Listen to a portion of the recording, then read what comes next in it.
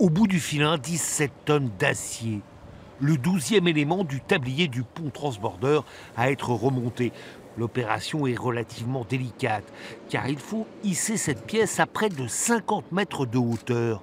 Un travail de très grande précision. Il faut que les conditions météo soient bonnes, le positionnement du chariot de hissage lui doit être à sa bonne place.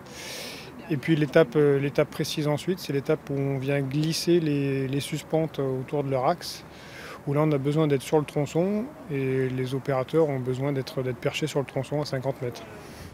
Depuis maintenant 3 ans, le transbordeur est en travaux. Beaucoup d'étapes sont à présent terminées.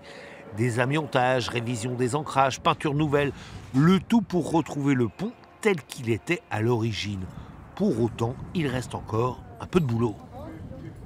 Il restera à rééquilibrer toutes les suspensions définitives qui ont été mises en place cet hiver. Donc rééquilibrer, en gros, c'est aller retendre convenablement tous les câbles pour que le tablier se tienne bien. Et puis la remise en place de la nacelle qui a été déposée donc, il y a presque 3 ans, qui va être suspendue à nouveau sur ce nouveau tablier pour la remise en service. Rappelons que le montant des travaux dépasse les 20 millions. C'est l'un des plus importants chantiers hors Paris du ministère de la Culture.